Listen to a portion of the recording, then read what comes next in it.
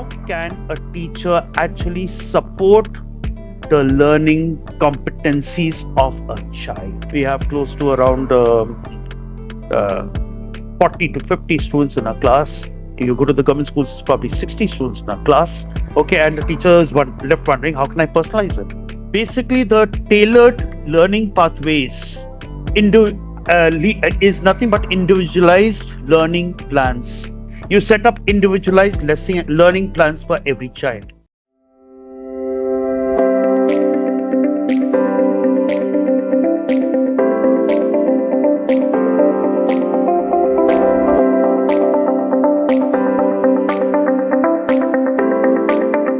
I'd like to just start with a few uh, anecdotes, okay, and examples. See, getting a driving license in India is probably the easiest thing on the earth. Hmm? But when you go abroad, I've been fortunate enough to have a 9 year stint in the Gulf, and getting a driving license is not at all easy. I've known people who have failed 12 to 15 to 20 times and persevere to get their driving license. Okay. I used to wonder, yeah, how is it that you can continue so long trying to persevere to get a driving license and spending each time you go to actually shell out through your nose. If each time you fail for the new test, you go to shell out through your nose, go through another uh, session of learnings and all that, and again, okay, and you continue to fail. So it just started dawning on me then that basically it's like getting the mastery out of the person who's learning, getting the person to learn how to master driving. And it's then that I realized that driving is not alone about mastering an engine, getting to the steering and mastering an engine. It's much more than that. It's about knowing the traffic rules. It's about knowing the signals on the road, the different traffic signages on the road. And I'll be very honest in telling you that probably I got my license in India long, long ago. I did not know many of the signages. I would have probably, if they had to have a serious test, I would have failed, to be very honest. The point is mastering a particular skill, mastering the competency, getting into it and learning. Now, in a nutshell, what I'm trying to talk about is the actual learning. Is our learning based only on a little bit of on a paper, a progress card, a report card that just tells us our marks and tells us where we stand as compared to the rest of the class? Why can't our report cards be designed? Recently, I was in another workshop, and there was this person who was talking about having been to Taiwan, where they set their own curriculum. A teacher's free to set up his or her own curriculum.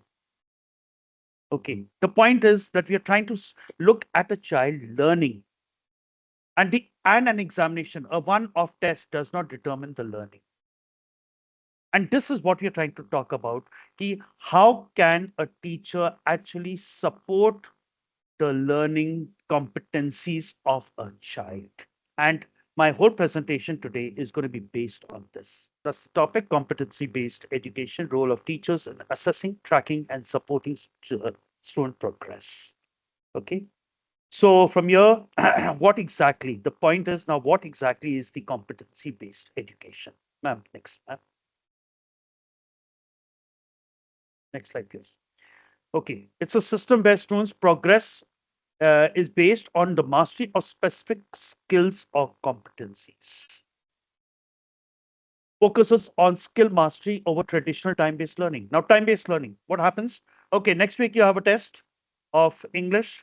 The syllabus is adjectives, and the child is there mugging up, cramming up. Okay, he gives the test. Probably he might ace it also, for all that you know, but probably not able to apply it in his everyday life, his or her everyday life. Okay, so here it is about the mastery. I mean, the child can identify an adjective, can find out an adjective, find out all the adjectives in a 100 word passage, okay, or know how to put the right adjective at the right place. And that is what we are talking about here. Aims to personalize education and improve student outcomes.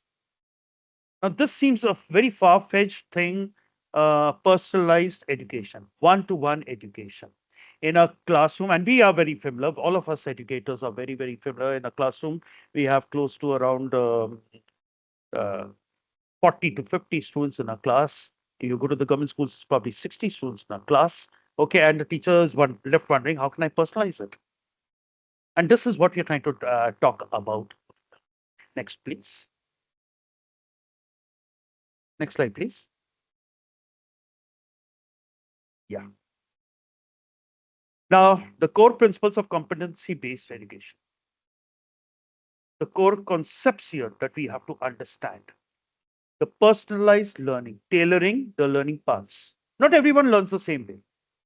We have different ways to learn. I'm sure in your life, you might have seen students who just can't sit still at one place. Very often I have teachers complaining to me, sir, this boy is sitting at a particular point. I turn my back to the board, start writing on the board, and he's on the first desk. He's probably moved to the last desk, something of that kind.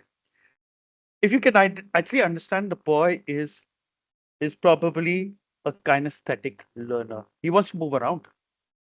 Okay, so this is where you're trying to tailor his learning through his, his learning styles. Okay, yet there are people, you put up a diagram and they picture it very well. You put up any figure, any picture, and they're able to figure it out what lies what and what lies where. Okay, and yet there are other people, you tell them once and that's enough. They're auditory. So the former case, you show a picture, that's a visual learner. And this is what we're going to discuss a little later. Mastery based progression, advancing upon demonstrating competencies.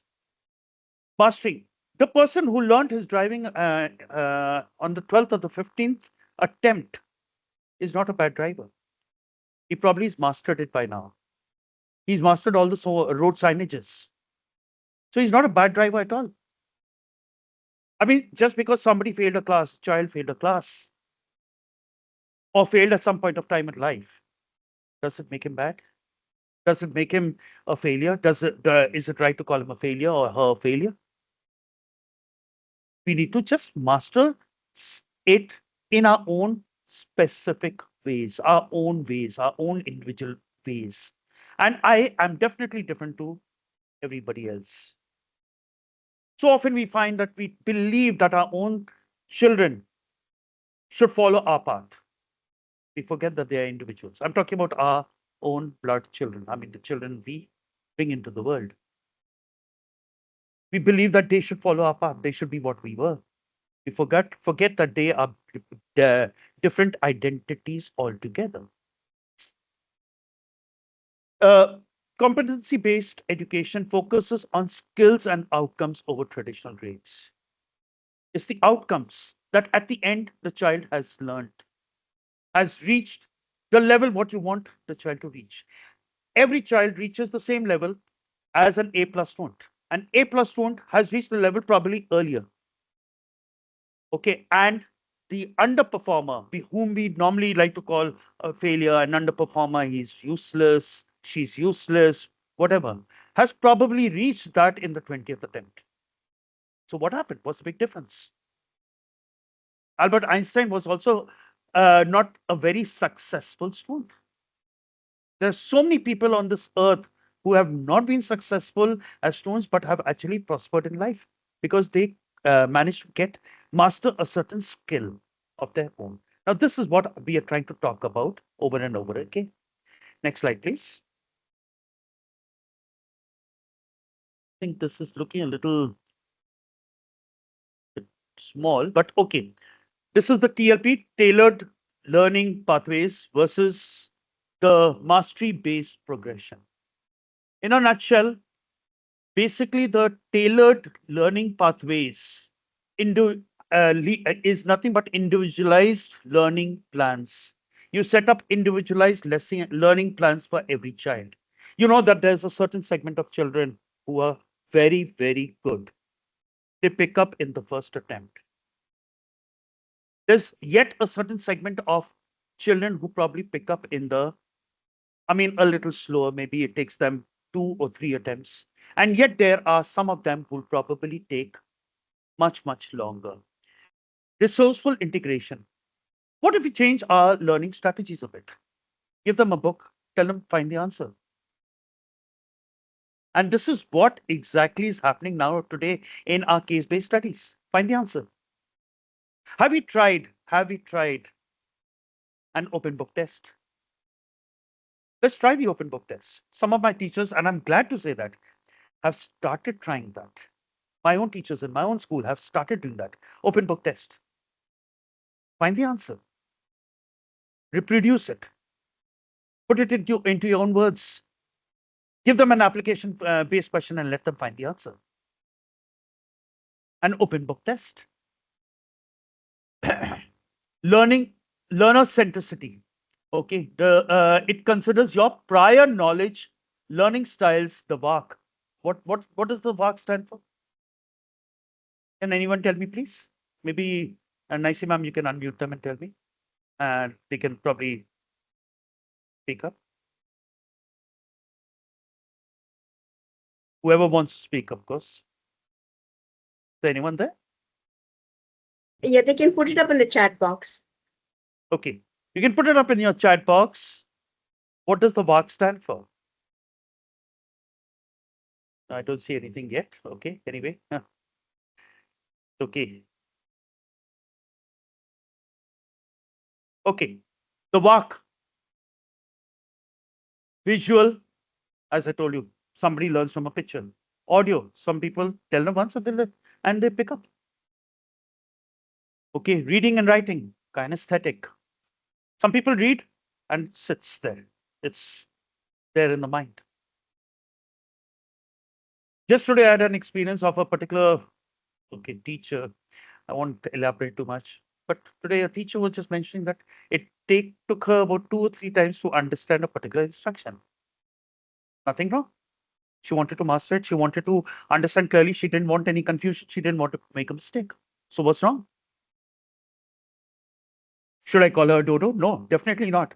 She's just trying to double cross. She's just trying to make sure that she doesn't make a mistake at the end of the day.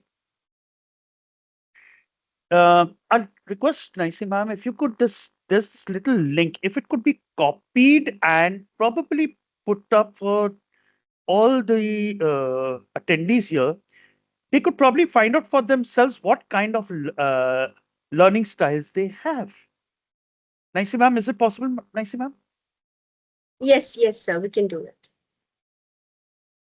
I would like you all to do one thing. There are, I think, 5 questions in it. And you can just try to answer these questions, being honest to yourself, and check for yourself whether your learning style matches with what you actually are. So what I would suggest is in the chat box, you can just put your learning style and write agreed or disagree. Whatever. This may not be 100% correct. I just would like to tell you this may not be 100% correct. It's probably tested on a few people. Is it there, Nancy ma'am? And Nancy ma'am?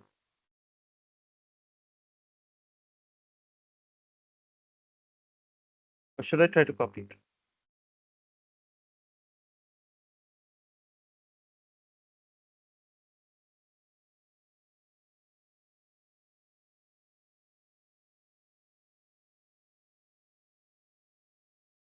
Yeah, it's there in the chat box. Achi, put it in the chat box. Great.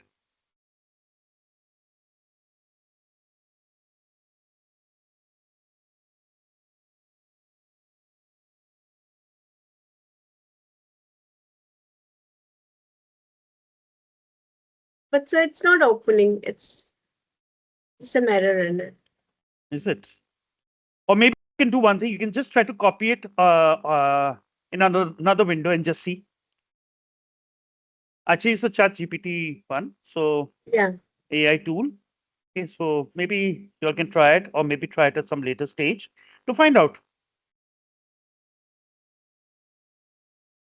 I No, so believe it you. shows it's unable to load the conversation. Okay, fine. That's okay. It's okay. You can probably try it at some later stage, please. The attendees here may try it at some later stage. The point is that each one has his or her own learning style, and when we're talking about learner centricity, it's like the lesson or the competency is based on the learning style. It is adaptive and dynamic, may change.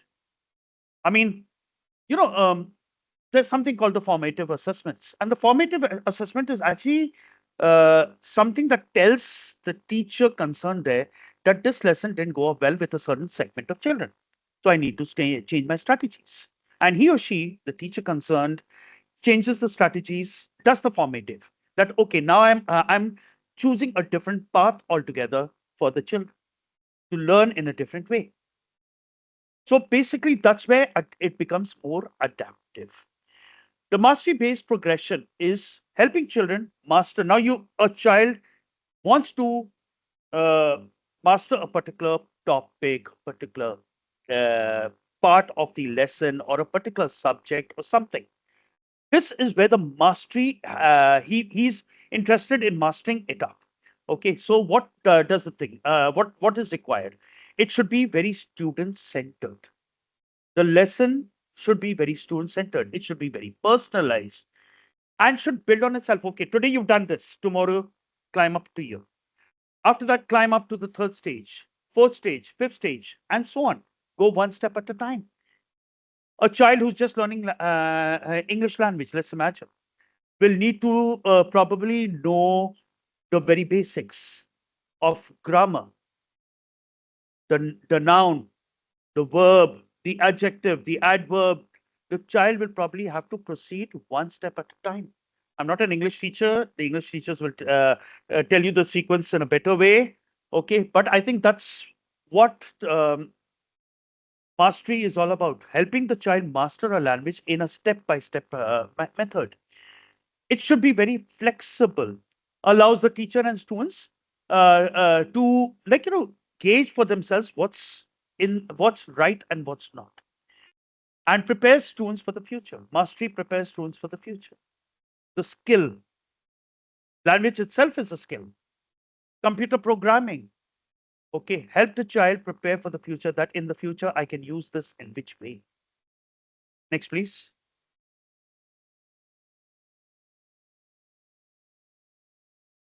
Now, facil- teachers are basically facilitators. I think all of you all would agree with me today that teachers today are just facilitators. Probably children know much more. You tell them tomorrow, I'm going to teach you friction in physics. And some of the good ones have already done their lesson through YouTube, through Googled it, or probably read their lessons, or done some, and the better ones may probably do some research work. Okay. So the fact is that we are today facilitators. Gone are the days of the sage on the stage. In my days, when we were young, it was like we looked up at the teacher and wondered how could uh, such little brains have so much of knowledge. Because then the stress was on content. Today, it's no more content. Content is just one part of the whole teaching learning process. It's more than that. It's competency. It's getting skilled into it, learning it, and learning to apply it. Okay. So what the teachers need to do is encourage students and get them engaged in the class, give them an autonomy to their own lessons. What if we ask the children, as an example I'm just saying, what if we today ask the children, okay, you've read this passage in, let's say, Macbeth, okay, and the children, you ask them, okay, I would like you to state in 5 points the character sketch of Lady Macbeth. Draw the character sketch. a child in mathematics. Okay, today you have done uh, mensuration. I would like you to tell me where and what have you learned in mensuration today. Let's ask them to take to speak for themselves what they've understood. Can we do that? I know when I'm saying all this, there are something that comes to the back of everyone's mind. Where's the time? We have to finish our syllabus. Yes, I know we are bogged down by the completion of the syllabus, and that's exactly what the NEP is trying to talk about. The NEP is trying to say, let's lessen on the content, let's cut down the content. There's too much of it. What's happening is we're trying to superficially cover a lot, but we're never going into the depth. And that's where we're failing our children. We are failing our students today. So basically, if we can just ask children, okay, you take onus of your own learning today. You tell me what have you learned.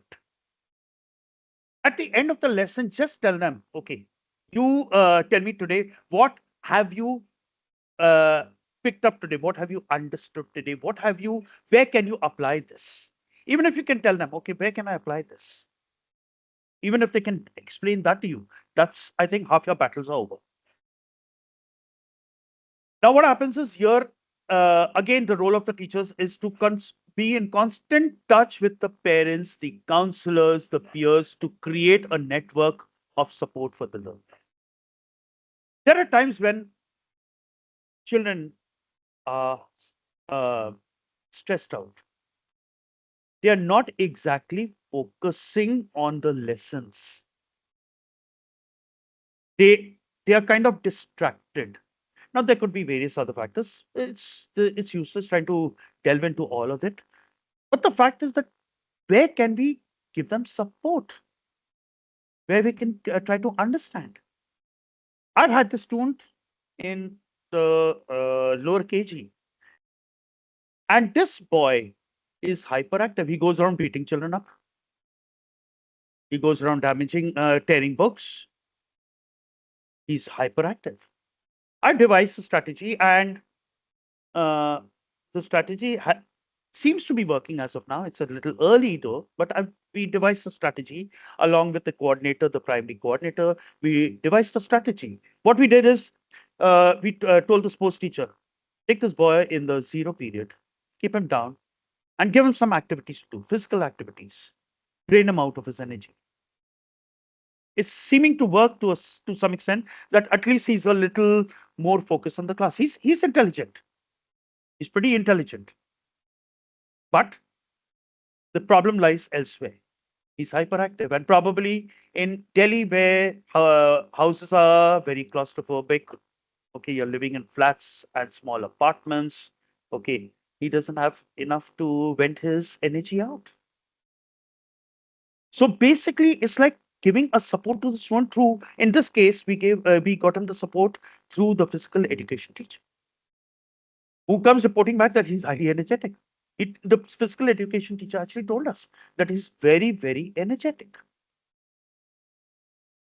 Creating a supportive learning environment. Give the child a learning environment.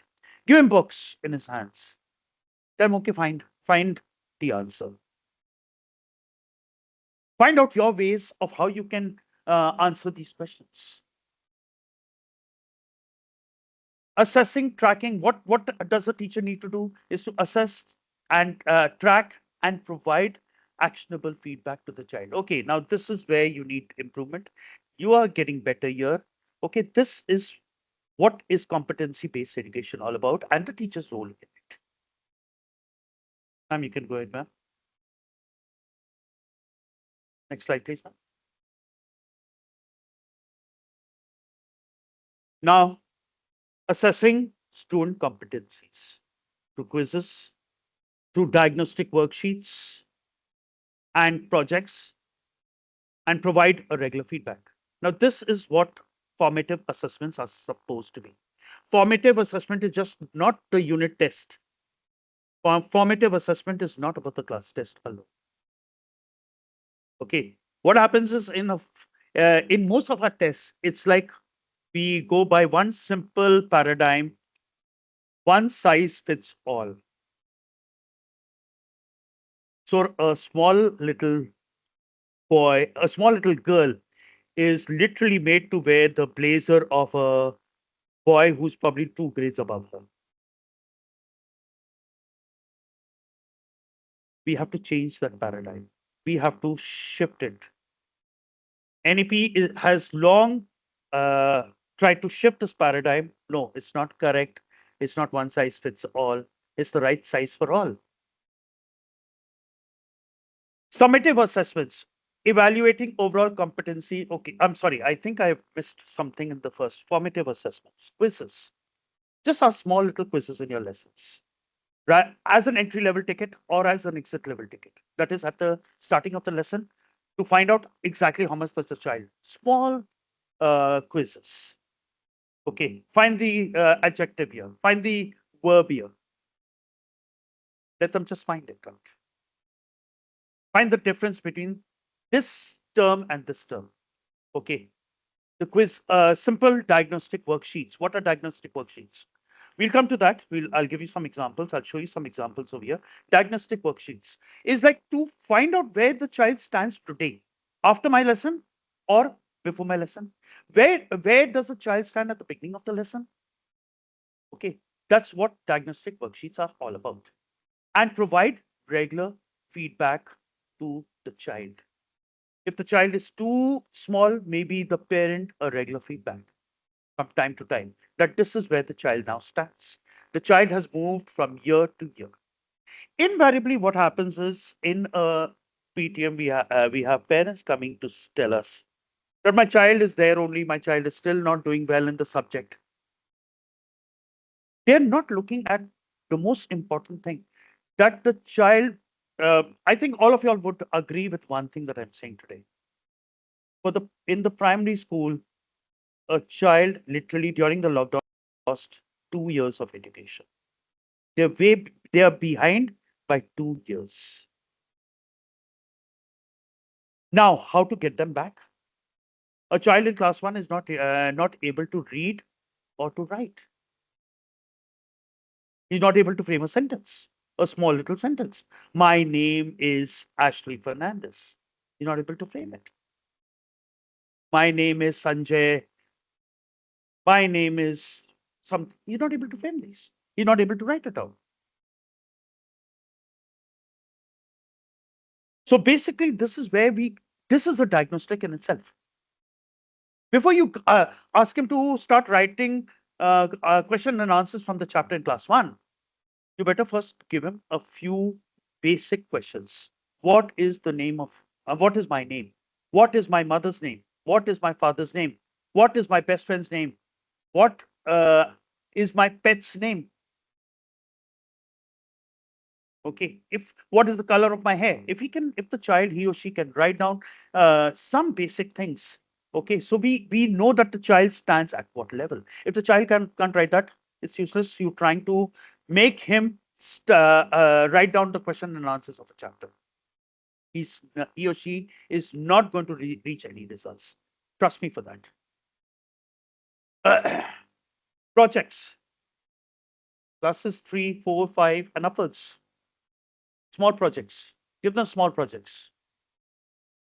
EVS. I think it's best to teach EVS through projects. The world around us. If they can even put in a file what all they found today. Okay, go to your garden and find 5 things living and 5 things non-living. Tabulate it. Give examples. I think this itself is going to yield better results rather than making the child just a child who is way behind time. Rather than making him learn up question and answers, is better we do it this way. Summative assessments, evaluating overall competencies and measure how well students can apply knowledge and skills in authentic good things. Unfortunately, summative assessments today is mostly oriented around marks. Shortly, the holistic progress cards are coming out, and the holistic progress cards is one thing I liked about the holistic progress cards is that they're going to charter the child's progress from the beginning of the year to the end of the year. What is the career path that the child has? What is the learning path that the child has taken up? And what were the resources used? What is the support given by the teacher? Everything is not about marks. Then teachers design assessments to measure the skill mastery effectively.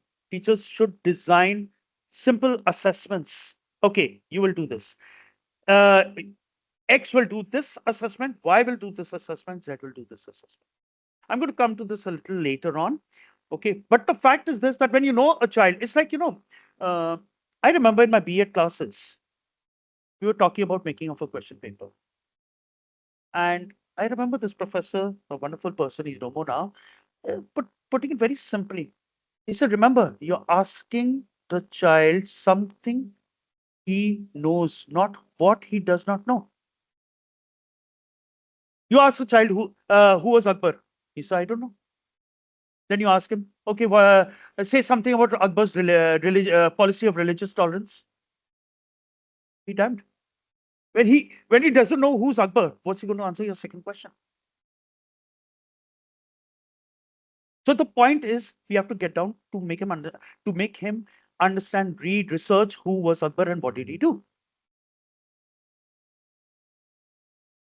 So this is where we need to design assessments. A child who does not know Akbar should not be given the second question at all. Till such time as he or she does not know who is Akbar. The child who knows Akbar, who's Akbar, can be given the second question, and so on. So can we customize our assessments, our worksheets, tailor it according to the needs of the child, not according to my needs? It becomes easier as a teacher for me to correct it, tick or cross. Simple. And we relish the crossing out. As a young teacher, even I relished it. Okay. Just as a joke. Next one, ma'am.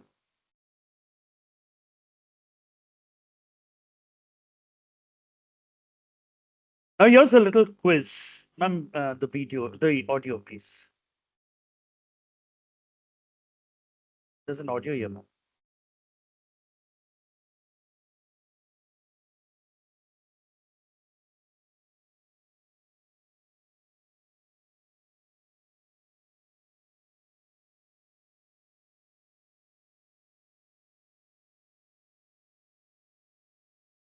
Are you able to play the audio?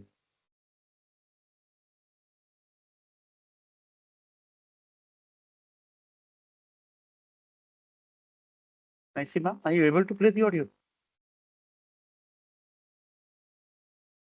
I think you are muted, ma'am.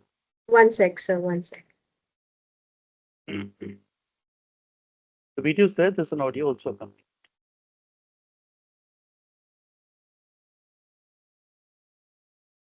You'll not need to Sir, go. only the video is coming actually. We're not able to share the audio. Is it so? I don't know if you could hear it from my side. Can we hear it from your thing?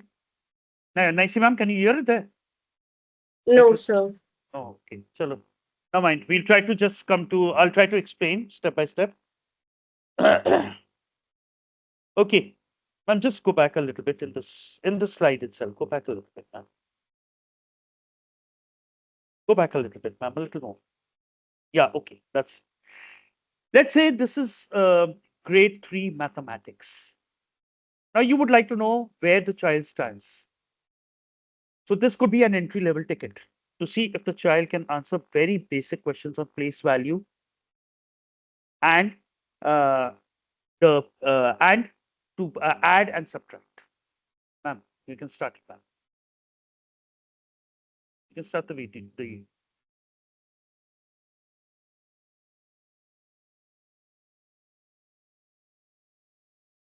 Okay. What is the place value of the digit 3 in the number 435?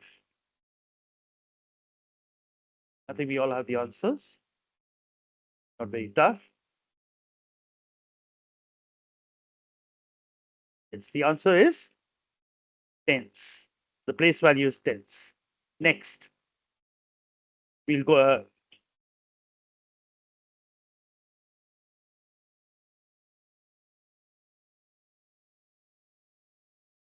Very simple question.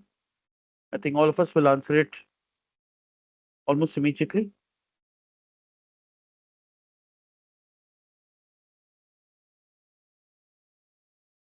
The answer is 36. The rest is blurred out.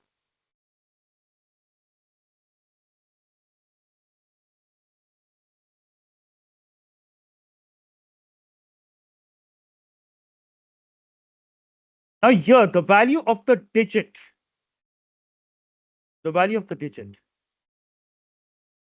9 in the number 896. Now the value of the digit is 90 because it's in the tens place. So 9 into 10, 90. Now this is what we need a class 3 child to know. And this could be an entry level ticket to understand if the child knows place value and the digit value. If the child can add, subtract. Next slide, please.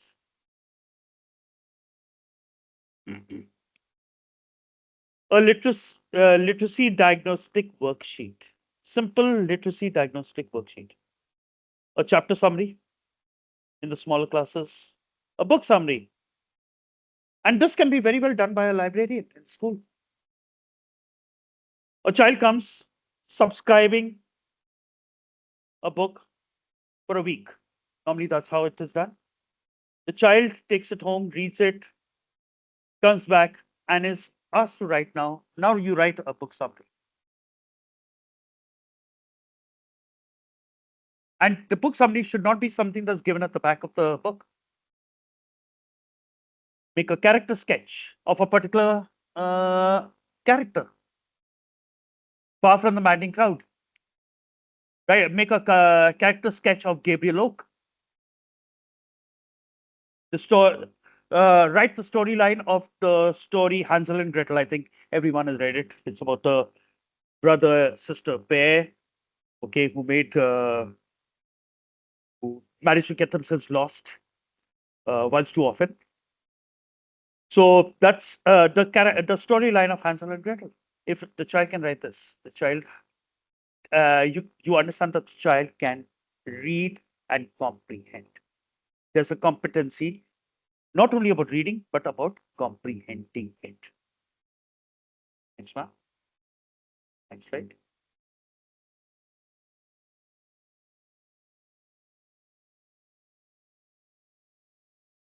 Okay.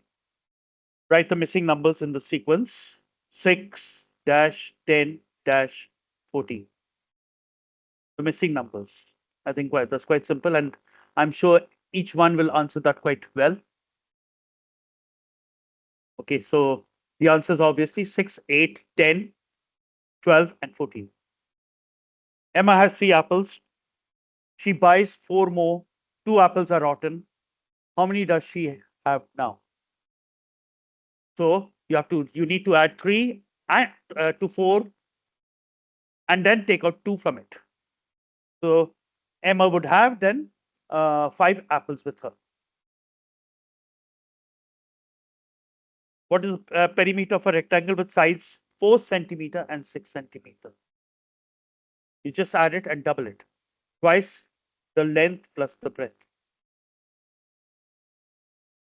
I think a child of class 4 should be able to answer this well. But then it's not necessary that the child of all children of class 4 are at the same page or at the same frequency. Next, please, ma'am.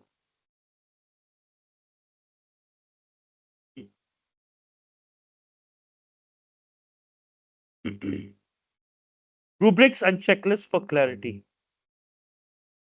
Okay. That's where we track student progress down. On a day-to-day basis, every lesson we track the child's progress down. Where does the child stand? Now, this is, in the next slide, we'll be having a particular rubric. I've tried to design a rubric, okay, in which there is some like kind of levels at which the child stands. Okay, and we can know where to work with the child. Okay, progress reports to highlight areas. Now, this progress report is not just the reports that we generally have been having so far in schools. Okay, giving the numbers or giving the grades A, B, C, A plus, A, B plus, B. No, it's not about that. Progress reports is much more than that. Progress reports is telling the child, telling the parent and the child, they are the stakeholders, telling them that your child was here, and from here the child has gone here, and we we target the child to go there. Now, here is a point I'd like to discuss, and just I think a couple of days ago, I went into the board classes and I set the children some targets. I think we better start familiarizing ourselves with every child and giving them targets that, okay, here you stand today, and this is what I want from you. Now, this may not be just simply numbers. It just may not be numbers alone. Is that okay? You,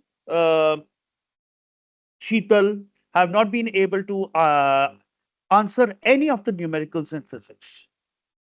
In the next test that we have, I would like you to answer all the numericals. So therefore, I need you to learn this formula, this formula, this formula, this formula. Okay. So basically, when we start giving them targets, that is the progress support. That I brought the child has come from year to year. Now my target for the child is from here you have to reach there. Next one.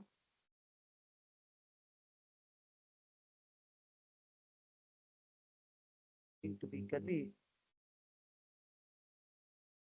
okay. It's not very clear, but I'll try to explain it in much simpler words. Okay. So basically, it's like making a holistic rubric for understanding plant cells grade 7th. The science teachers would understand this better. Okay. Uh, the criteria. What are the criteria for understanding plant cells? Content knowledge, diagram qualities that they draw, explanations, the applications, and the scientific language that they use in it. Now, this is the criteria that I will set up. Now, this criteria in another chapter in biology, maybe it would definitely be quite a bit different in physics. It would be quite a bit different. There would be a few additions in chemistry, mathematics, English, history, name it. The criteria is what requires the teacher's creativity, and that's why the teacher becomes the facilitator. Okay, is the now your other levels at which the child stands: advanced level, proficient level, basic level, or just the very minimal level, the very base, very the lowest level, the minimal level. So 4 is the advanced level, 3 is the proficient, 2 is the basic, 1 is the minimal. So what happens is you can qualitatively, not quantitatively, qualitatively tell the child that, look here, we need to work on this area. You need a little drawing of diagrams. Labeling a diagram itself is a competency. Understanding how to label a diagram. What I probably missed and why I dropped biology as a subject, I dropped it in my when I entered class 11th, is because of the fact that I could never draw a diagram properly. Probably, I mean, I'll blame myself for that, of course, not my teachers, but probably I didn't work well on my diagrams. Had I mastered the competency, maybe I could have taken up biology in class 11th. Not for the sake of a career, but maybe studied it for interest. The same would apply to many other subjects. Okay, the competency of handling a chemical equation, balancing of a chemical equation. Okay, now see, all these kind of things will be the criteria which we need to make while making a simple holistic rubric. Okay. I won't like to talk too much on this, ma'am. We can perhaps move a little further now. Okay, to the next slide.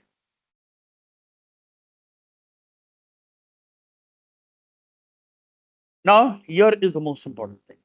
The differentiated, how can we support the student's progress? The most important thing is supporting the student's progress. And if we can do that, probably the child will remember you for a long, long time. Supporting students' progress, differentiated instructions to meet diverse needs. I've just given.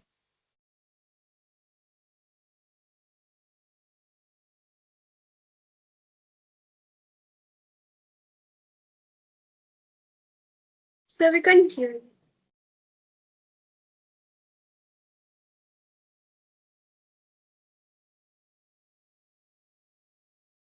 Still not so.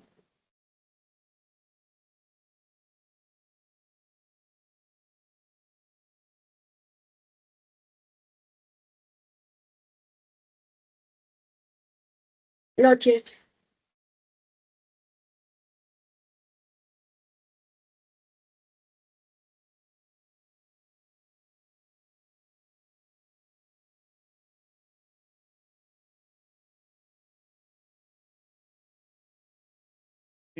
Few moments, please.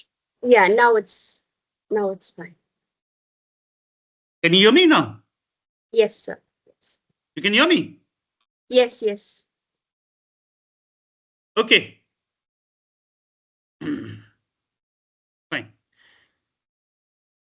So, differentiated instructions to meet diverse needs of this child. I'm audible, right? Am I audible? Am I audible? Yes, yes. Yeah, okay. So differentiated instructions to meet diverse needs. Every child is different. All my five fingers are not the same. How can I expect all the 30, 40 children in my class to be the same? They're all different. They have their own learning styles. They're all very different to each other. Okay. So the need of the hour is differentiating our learnings, our teaching and learning, giving regular feedback and targeting the interventions. That, okay, maybe you, Gopal, would probably learn this through this method. Maybe you, Sheetal, can go to can probably read this book. Probably you'll get a better grasp of it. It depends on how we differentiate the instructions. I do remember, when I was in class six, I was quite strong in mathematics and sciences. And there was this teacher of mine who realized that some of us, we were about five boys, and she felt that, okay, these boys need more. Now, this has gone past 45 years or more, maybe 45 years ago. Okay. This teacher, she gave us a separate book. She said, you sit together, cluster together. I want you all to take this book, the same questions the same exercise that I'm giving the rest of the class, you're going to practice from this book, because they were slightly a level higher. Most often than ever, my experiences as a teacher, more than 35 years of teaching, my experiences, the child who's intelligent, if you go on with the standard average level of teaching, the child is bored and starts distracting in the class. He starts getting fidgety. He or she starts getting fidgety in the class. They want more. The point is that we need to also understand their needs. They're probably much ahead of the rest of the class. Nothing wrong in it. But then in the process, let's not forget the average students or the below average students. And that's where the differentiated instructions comes into practice. And the best way, I'll discuss this probably in my next slide, the best way of doing it is by giving worksheets that are differentiated in nature. Giving regular feedback, target interventions, I've just spoken about it. Encouraging peer-to-peer learning and collaboration. Very often we are caught in the rut, I would call it a rut, of taking there's so much to be corrected, so many copies to be corrected. You give a small exercise to students in the class. Just have a peer appraisal done. Why can't we do that? At the end, you dictate the answers. Say, okay, the possible answers for this question is this, this, this. These are the possible answers. Let the peer correct it with pencil. And at the end, you just need to write seen and sign across it. You still met met the task. You still met the task. Okay. Then building self-directed learning skills. There are learning skills which can be directed specifically to, okay, you perhaps can do this. Perhaps you could do this. Perhaps you are at level A, the advanced level. So what you can do is you can probably get to the past question papers and probably solve a few questions from there.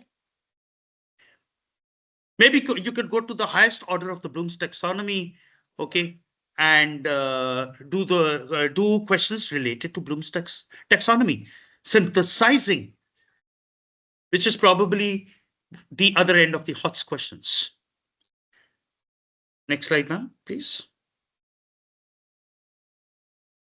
Here I've tried to put forward a differentiated worksheet on adjectives for grade 5. Just taken a few examples.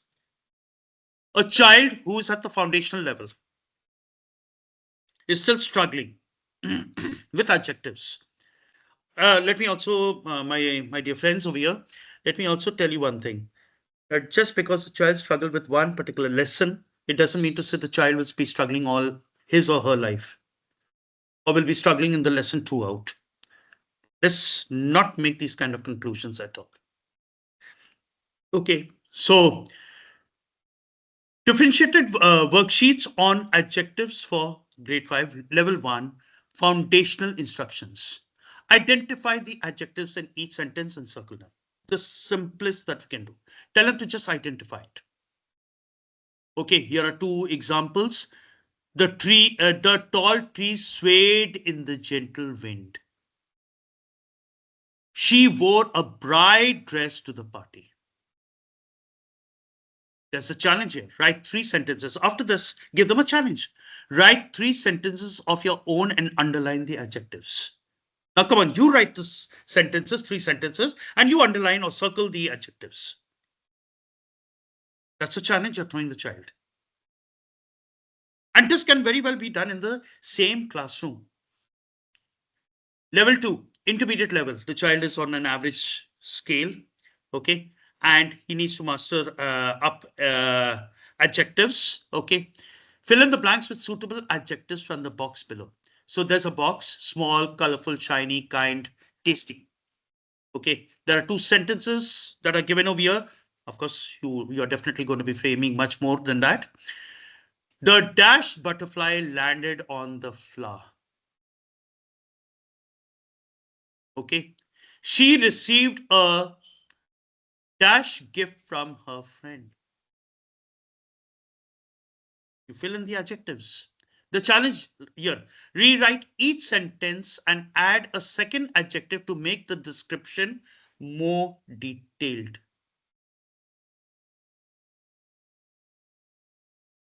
A higher order of adjectives. Level 3. Complete the sentences by adding an adjective and explain your choice. That's the level 3. Okay, that's the advanced level. Complete the sentences by adding an adjective and explain your choice. The dashed mountain stood tall against the sky. Now, there can be multiple answers to this. Becomes pretty open-ended here. Okay, now the child has to answer, why did you choose this adjective? Now, here's the challenge. You've given the child an open-ended question and asked, now, why did you choose that? You probably get to read the mind of the child. She looked at the dash painting in awe. Somebody may say beautiful painting, somebody may, whatever. There could be multiple answers here, open-ended. Why did you choose this adjective? The child has to answer. Challenge, write a short paragraph, 4 to 5 sentences describing a scene from your favorite place. Use at least 5 adjectives and underline them. Now here the task becomes a little tougher. I'd like to tell all my friends over here that a child at the foundational level, if you're going to be asking the child to do something at an intermediate level or an advanced level, there's going to be a struggle. But does that mean to say that the child at the foundational level is going to remain there continuously? Maybe a few hours, a few days, a few weeks. You have to just be patient. That okay, Satish, you did the level 1 of question of the worksheet on adjectives yesterday. Now come on, let's see what you can do with level 2. Bring them up step by step. And the last stage over here is the bonus activity for all levels. Adjective hunt. Look around your classroom and home and list 5 objectives for each 5 objects, I beg your pardon. For each object, write 2 adjectives to describe it. Okay, there's a chair. The child is sitting on the chair. Okay, now there could be a lot of answers that a child may give over here. The chair is very comfortable. The chair is wooden. Use this as an adjective. It's not wrong. So this is a kind of bonus activity that we can involve the children with. And this bonus activity, I don't see any reason why this bonus activity cannot be done with all the 3 levels. If you still feel that the levels need to be further broken down, please feel free. You are the creator. The teachers, the educators are the creators. They need to understand what is the specific need of my class. And I hope you do understand a well-known fact that my last batch is very different to this batch. This batch is very often we have teachers complaining. I don't expect much from this batch. Okay, can we do something to make the class more engaging? At times, I'd like to also add in some points over here. I hope I'm not going to taking too much of time now, Naisi ma'am. Yes, sir. Maybe we I should am. rush a bit. Yeah, Oh, I'm it's already sorry. 7:50. So Okay, I'm sorry, but I'll just wanted to say a few things here. yes, Is that we educators normally mistake a quiet class. The class is so well disciplined. I remember this Sanskrit teacher. He carried a big cane. By a Sanskrit teacher, he carried a big cane in the class. In those days, corporal punishment was allowed. He carried a big cane in the class, and he sat out there and he made us turn by turn read. I comfortably chose the last 2 chairs at the back and went off to sleep. Okay, the class was very quiet. So he was a very good teacher. But the fact is, I never learned Sanskrit. I could never pick up Sanskrit. Okay, we'll go to the next slide. I think this is almost, we are either on the last or the second last slide. So I won't take very much of time. Challenges faced by the teachers. And yes, I think now this is where I think I'll have all the educators waking up now to say, yes, exactly. Time and the workload. Where's the time? Managing assessments, feedbacks, etc. Where's the time? We also have families at home. True. It's like I mentioned a while ago to say you are the creators. You have to create it. The child looks at you. Every child is looking at you. Okay, somehow the child, make a difference in the child's life and see what's going to happen. Need for training and resources in the competency based education. Teachers need to be trained, continuously trained. There needs a revamping. Because very often when you get into when you get into the thick of it, it's like a battlefield.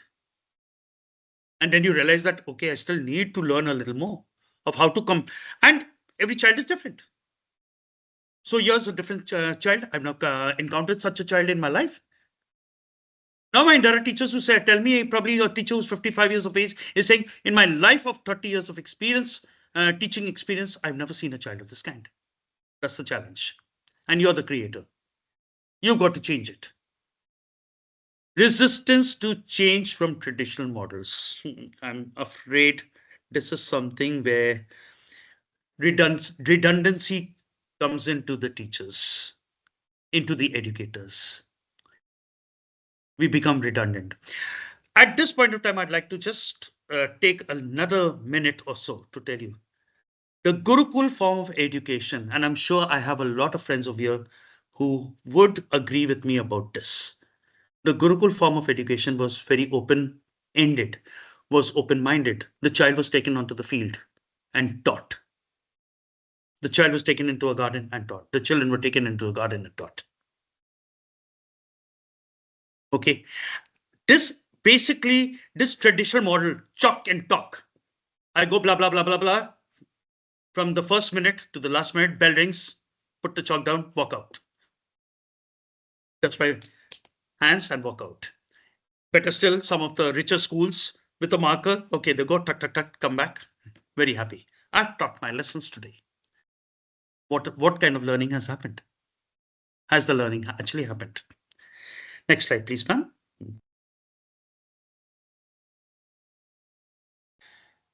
Strategies for teachers. Effective strategies for teachers. Okay. Leveraging technology for streamlined tracking.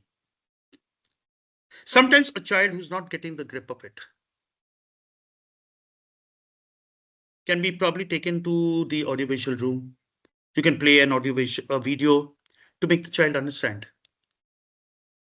Okay. Sometimes even simple little things existing in the class can change the perception of a child. Okay. Take an apple to the class. Let's say a lower KG or an upper KG. Take an apple to the class. So many things can be taught out of the apple. Have you eaten an apple? How does it taste? It is sweet. The answer. What is the color of this apple? Go a little higher. What are the health benefits of this apple? Eating an apple a day keeps the doctor away.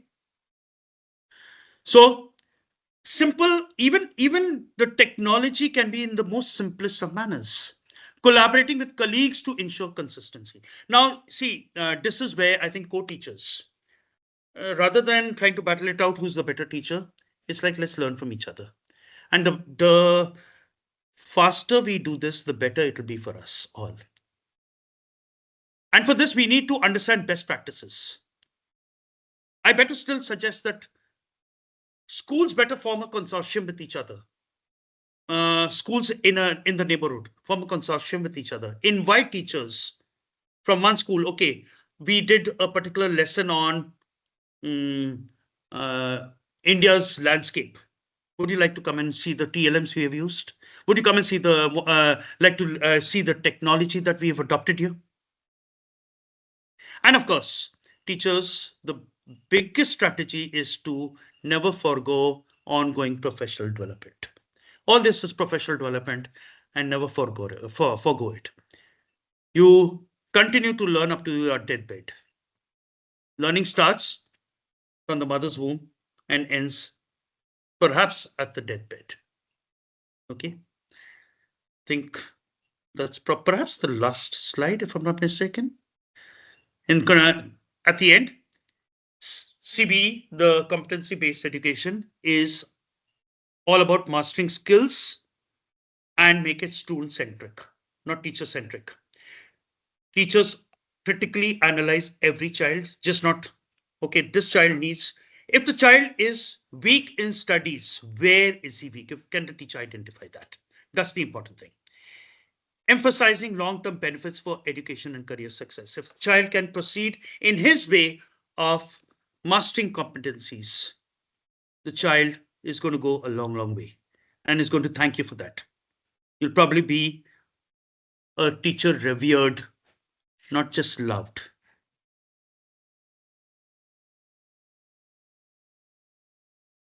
How to help students who slip in attainment of a competency in maths or language? They will struggle as they go to higher classes.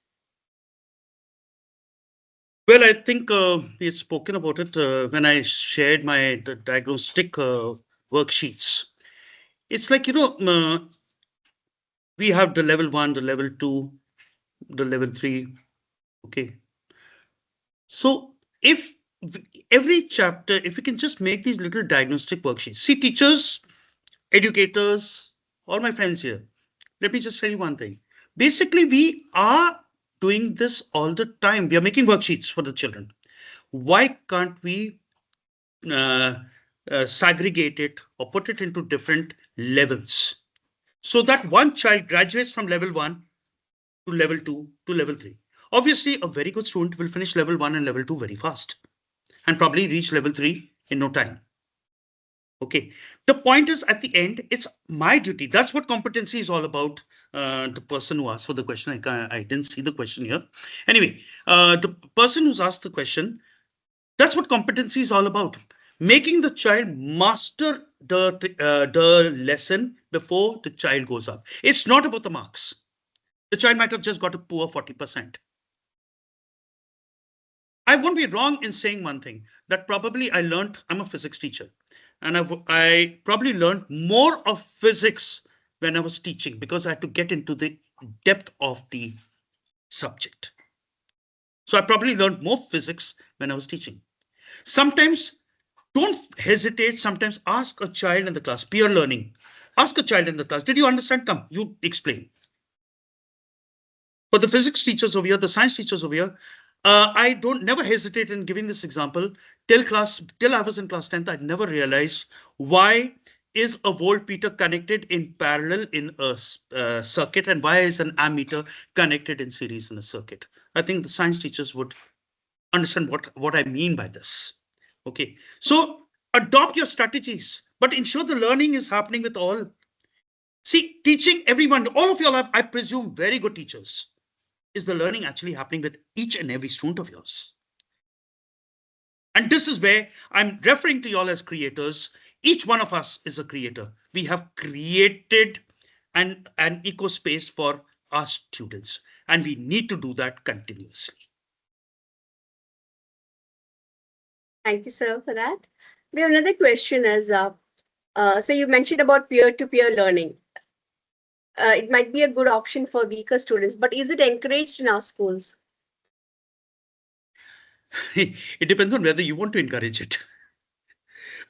Look, I think it's something like I mean, the person who's asking, let me tell you, you're the boss of your class. Okay, it's how you control it. And once again, I'd like to correct each one of you. It's when you're the boss of the class, you don't become a boss with a stick in your hand. Gone are those days. Okay, it's getting the child engaged. Getting the child engaged. Okay, if we can just get all the children engaged in some way or the other, tell them, okay. I mean, please don't when we're talking about this peer learning, please don't expect your class to be very quiet, bang the duster on the table and say, quiet, all of you. Okay, you look like a judge over there. Okay, order, silence. Please don't do that. Okay, let the child, maybe the child is trying to learn something constructive from his friend, something based on the lesson. Okay, at times, this peer-to-peer learning, even if a child can be called up. My mathematics teacher in middle school has done a fantastic job. I wouldn't like to name her and embarrass her here. She's here, but I wouldn't like to name her and embarrass her. She's done a fantastic job. What does she do is she's literally doing killing two birds with one stone. She makes a child read the questions so the reading skills are getting better. And then she asks another child come to the board and submit. So she's probably killing two birds with one stone, maybe more. Okay, but at least there are two birds she's killing with one stone. Okay. So we have another question like, don't we have to strengthen foundational learning for equipping students for self-learning and competency-based education in higher classes? So unless children have mastery over foundational numeracy and literacy, how can they attain higher competencies? Interesting question. It's a very interesting question. Is literacy, and I think this is where uh, teachers, the staff in general, even the librarian, must must reinvent themselves. If I can use the adjective correctly, reinvent themselves.